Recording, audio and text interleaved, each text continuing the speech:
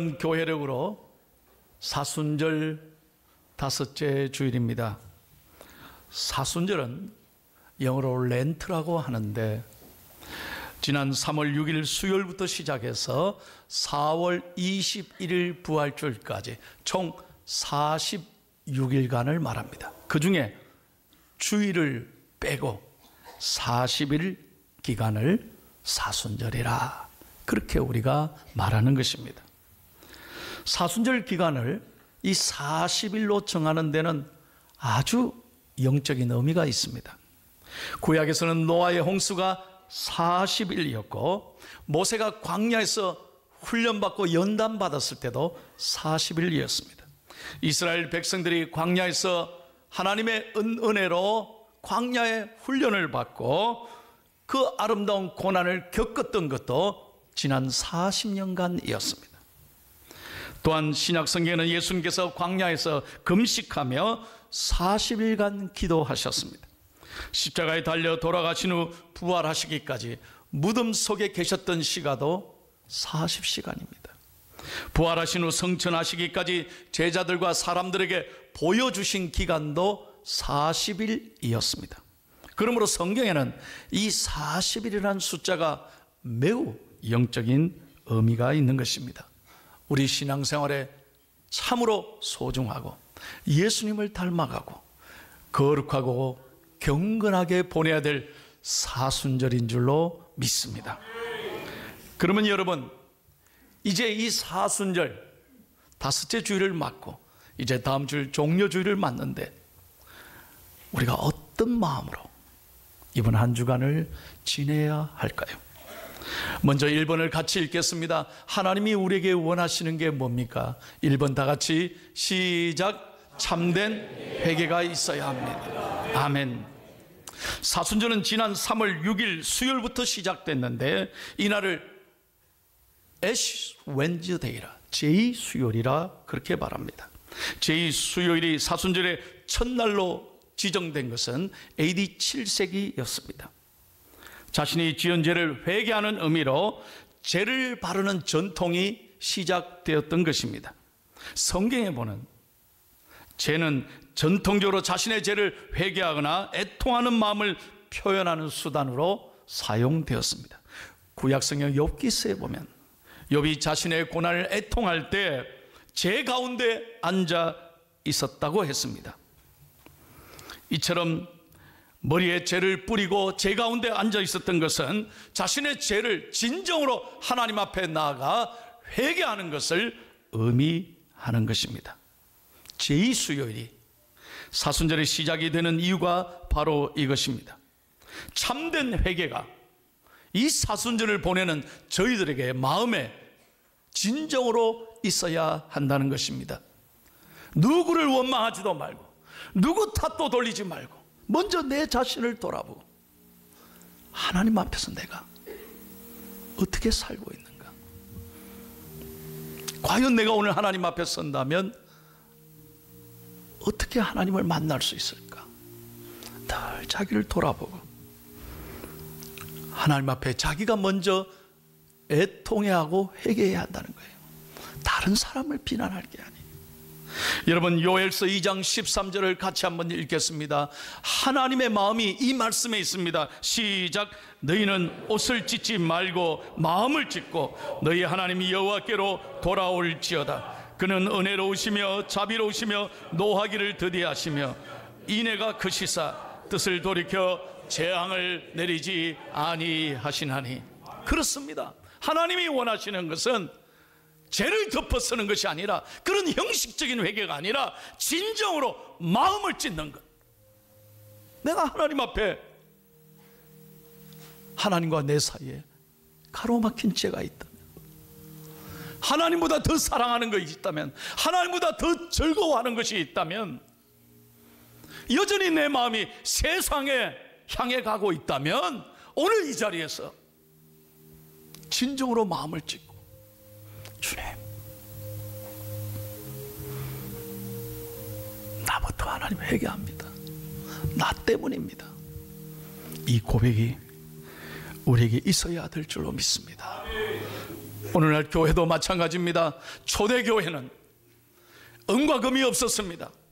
가난했습니다. 아무것도 없었습니다.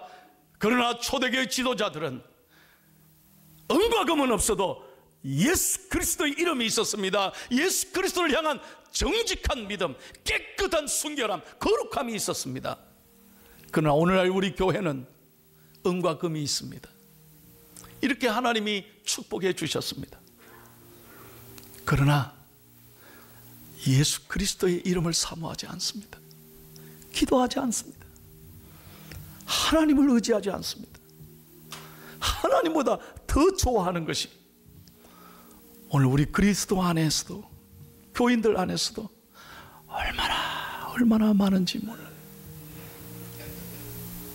오늘 누구를 돌아볼 것이 아니라, 누구 탓을 할 것이 아니라, 우리가 하나님 앞에 내 자신을 돌아보고 진정으로 말씀 앞에 어찌할꼬 내가 먼저 회개하는 은혜로운 시간이 되기를 축복합니다.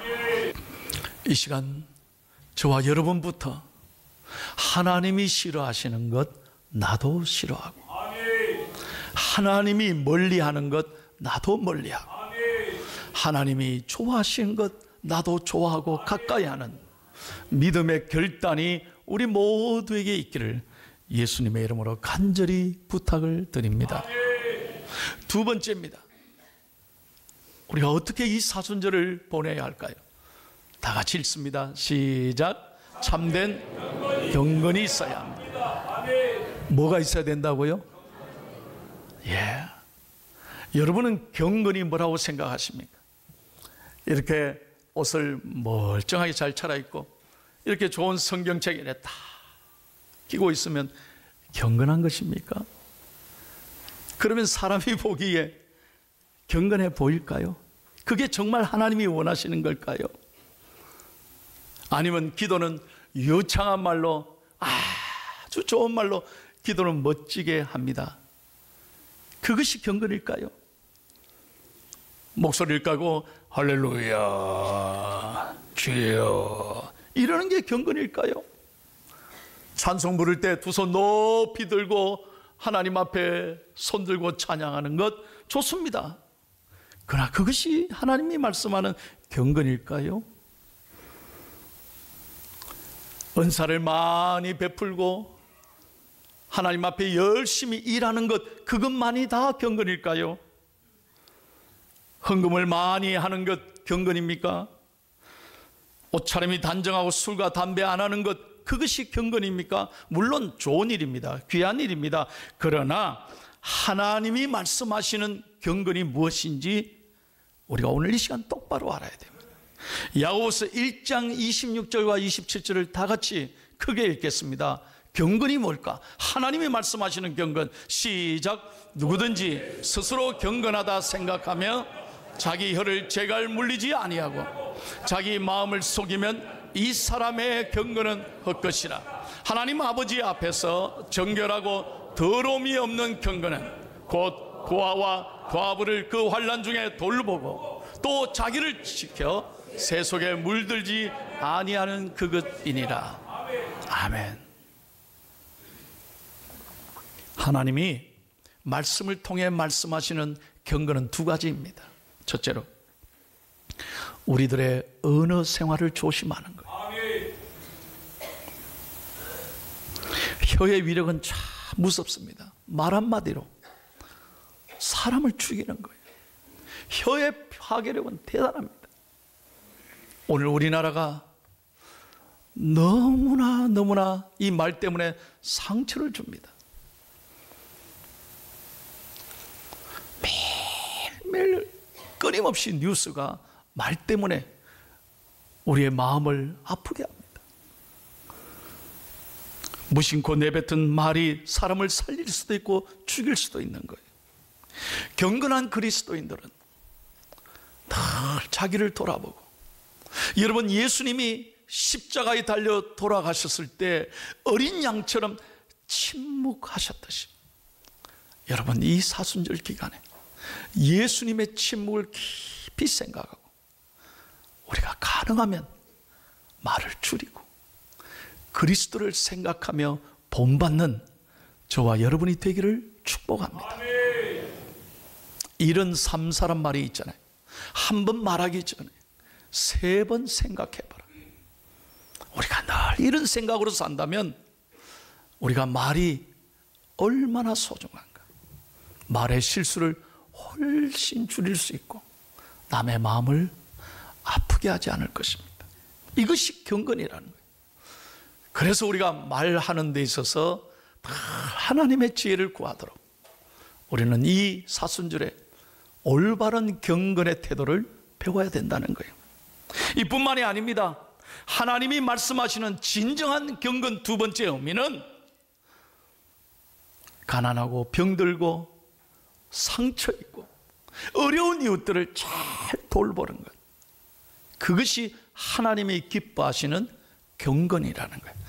은혜 되시면 아멘 합시다. 그래서 우리 교회가 다음 주간 한 주간 우리 릴레이 금식 기도를 하고 이 고난 주간 동안 그 금식 헌금을 어려운 이웃들과 가난하고 참으로 경제적 어려움을 겪고 있는 개척교회, 미자립교회 선교사들 우리가 돕는 거예요. 왜? 그리스도의 사랑을, 이 경건을 나누기 때문에, 그곳에 십자가가 있기 때문에. 우리가 무엇으로 하나님을 보여줄 수 있습니까? 하나님이 어디에 계십니까? 그것은 바로 우리가 서로 사랑하는 곳에, 거기에 하나님이 함께 하실 줄로 믿습니다. 하나님의 사랑이 있는 곳에, 그곳에 하나님의 임재가 있다는 거예요. 설교를 준비하면서 이런 글을 읽고 한참 깊은 생각을 했습니다. 어느 날 순대국집에 한 7살 되는 딸아이가 앞을 못 보는 아저씨를 손에 잡고 식당으로 들어왔습니다. 가만히 보니 부녀지간인 것 같았어요. 아빠와 딸 사이인 것 같아요. 근데 아빠는 맹인이었습니다. 옷차림이 너무 남루했습니다. 거지 같았습니다. 냄새가 많이 났습니다. 식당 주인이 거절합니다. 얘야, 나가. 자리가 비어 있는데도 나가. 이거 다 예약돼 있어. 일부러 손님들에게 누를 끼칠까 봐 예약됐다고 나가라고 했습니다. 그러자 이 딸아이가 식당 주인에게 간절히 부탁을 합니다. 저 아저씨 한 번만 봐주세요. 한 번만 식사하게 해주세요. 저 돈 드릴게요 하면서 주머니에서 아주 구겨진 1,000원짜리 동전을 다 꺼내서 한 번만 우리 아빠 순댓국 좋아하는데 사드리도록 해주세요. 아저씨 한 번만 봐주세요. 오늘이 우리 아빠 생일이. 우리 아빠 생일이. 주인 아저씨가 아무 말도 못했어요. 버듬먹고 가. 예, 알겠습니다. 여기 순댓국 2그릇 주세요. 그래서 순댓국 2그릇 시켜요. 아저씨 감사해요. 빨리 먹고 나갈게요. 그리고 순댓국을 시켰습니다. 순댓국이 나왔습니다. 아빠, 얼른 먹어. 아빠 순댓국 좋아하잖아. 내가 소금 넣어줄게. 그러더니요, 소금을 넣는 게 아니라 지 순댓국 안에 있는 고기를 다 아빠한테 넣어주는 거예요. 소금 넣는다면서 지도 배고플 때인데 7살짜리 아이가 아빠 소금 넣어서 많이 먹어, 많이 먹어. 오늘 아빠 생일이잖아. 빨리 먹어. 아저씨가 빨리 먹고 가라고 했으니까 빨리 밥 넣어. 내가 김치 올려줄게. 김치 올려줄게. 그 광경을 지켜보던 주인 아저씨는 차마 얼굴을 들고 그 부녀를 바라보지 못하고 얼굴이 빨개졌습니다. 건너편에 앉아있던 아저씨가 그걸 보고 조용히 나가면서 밥값을, 이 두 부녀의 밥값을 대신 치러주고 나갔습니다.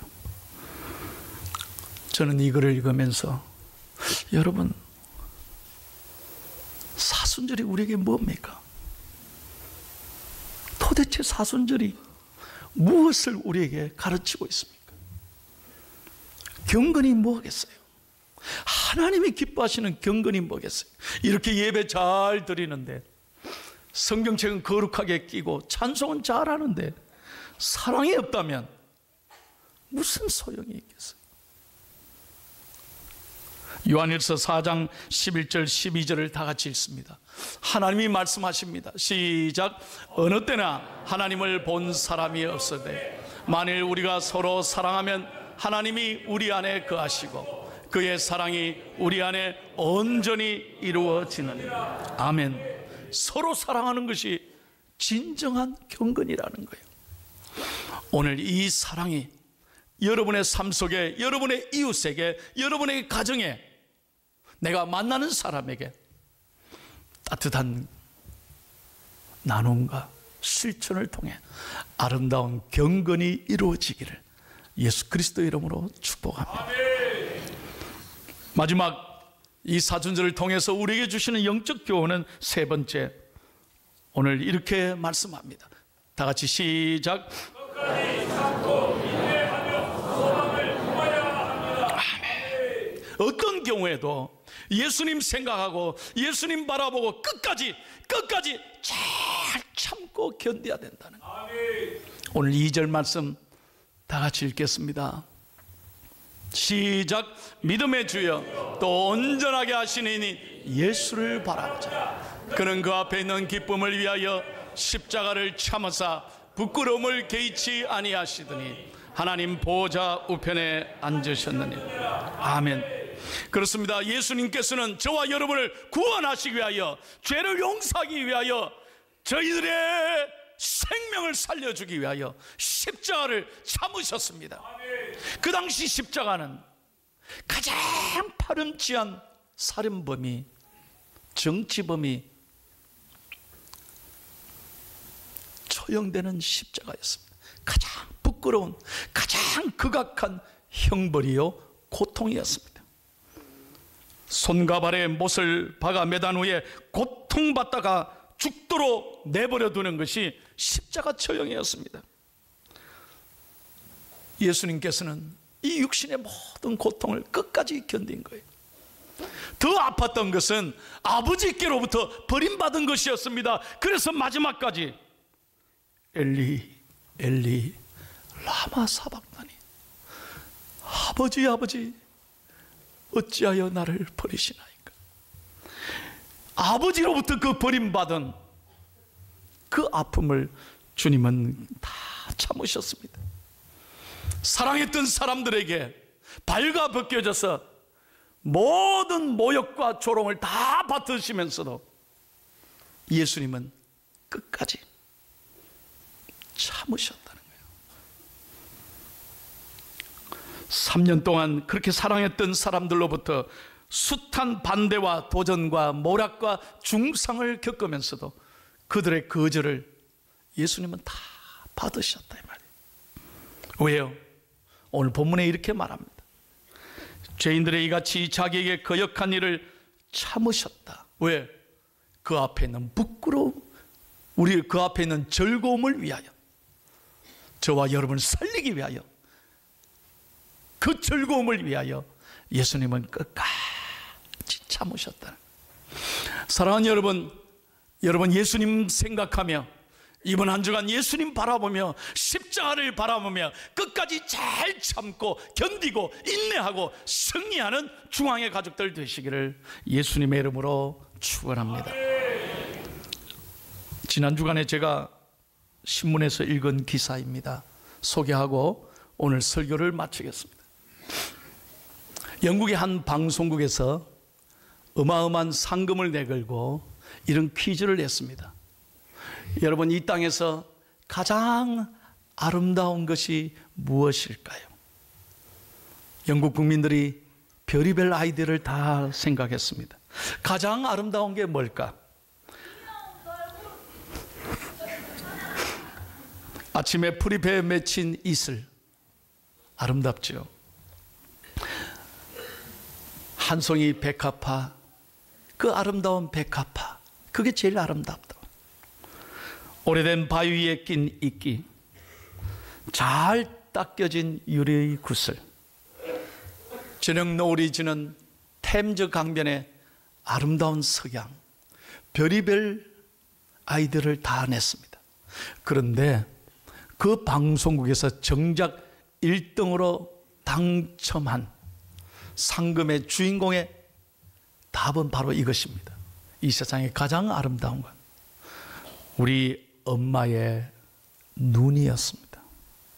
우리 엄마의 눈. 이게 무슨 말일까? 저는 한참 읽었습니다. 이런 이야기입니다. 어느 날 어머니와 단둘이 사는 청년이 있는데, 아들이 있는데, 아들이 그만 밖에 나가서 일을 보다가 교통사고를 당했습니다. 그래서 졸지에 두 눈을 잃었습니다. 실명했습니다. 그리고 이 아들이, 하나밖에 없는 아들이 상처와 절망 속에서 병원에서 낙심하고 죽겠다고 불평하고 원망하는 거예요. 아무것도 보이지 않는 이 아들을 보면서 어머니가 얼마나 가슴이 찢어졌을 거예요. 엄마를 보면서 한없이 울고 세상을 원망하고 좌절합니다. 그런데 어느 날 소식이 옵니다. 누군가 익명으로 한쪽 눈을 기증하겠다는 소식이 들렸습니다. 그래서 엄마는 수술을, 얼마나 고마운 일이냐고 수술을 받아라고 권면합니다. 그런데 이 아들은 처음에 거절했습니다. 내가 한쪽 눈만 받아서 뭐 하느냐고. 얘야, 그래 생각하지 마. 한쪽 눈이라도 보는 게 얼마나 좋으니. 너 그래 생각하지 마. 아들을 울면서 설득했습니다. 그리고 수술을 했습니다. 이식 수술이 성공적으로 잘 됐습니다. 그리고 이 아들은 잘 회복돼서 드디어 한쪽 눈을 푸는 순간에 아들은 깜짝 놀랐습니다. 자기 병원의 앞에 앉아있던 엄마의 눈에 한쪽 눈이 없던 것이었어요. 무슨 얘기입니까? 그 눈은 엄마의 눈이었습니다. 엄마가 한쪽 눈을 기증한 거예요. 아들에게 비밀로 하고. 그 아들을 쳐다보면서 엄마가 울면서 이런 얘기를 합니다. 얘야, 미안해. 두 눈을 다 주고 싶었지만, 그러면 이 장님의 몸뚱아리가, 이 엄마가 네게 짐이 될까 봐 하나밖에 못 줘서 미안하다. 그때서 이 아들은 어머니의 사랑을 깨닫고, 엄마 미안해, 엄마 미안해 통곡하면서 엄마에게 용서를 빌며 가슴에 파묻혀 울었습니다. 이 이야기를 방송국에다가 응모한 거예요. 그래서 이 세상에 가장 아름다운 건 내 엄마의 눈이라 그랬어. 여러분, 엄마의 눈이 이 세상에 아름답습니다. 얼마나 귀합니까? 그러나 예수님의 사랑을 생각해 보세요. 생명까지 내어주셔서 우리의 죄를 다 용서하시고 죽기까지 사랑하신 그분의 사랑을 이 시간 여러분 다시 한번 바라보십시오. 사랑이 구주를 죽게 했네. 왜 날 사랑하나. 겸손히 십자가 지시었네. 왜 날 사랑하나,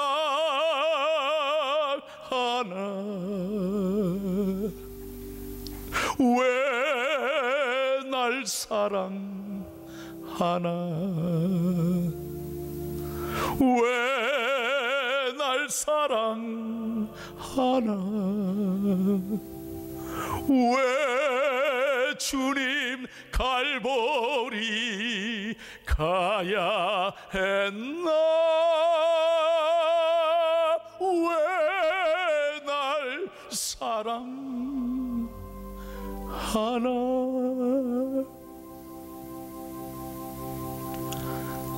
사랑하는 여러분, 어렵고 힘들 때마다, 견디기 어려운 무거운 짐을 질 때마다 오늘 예수님을 깊이 생각하고 예수님을 바라보고 저와 여러분도 끝까지 잘 이기는 아름다운 사순절 되기를 예수님의 이름으로 축원합니다.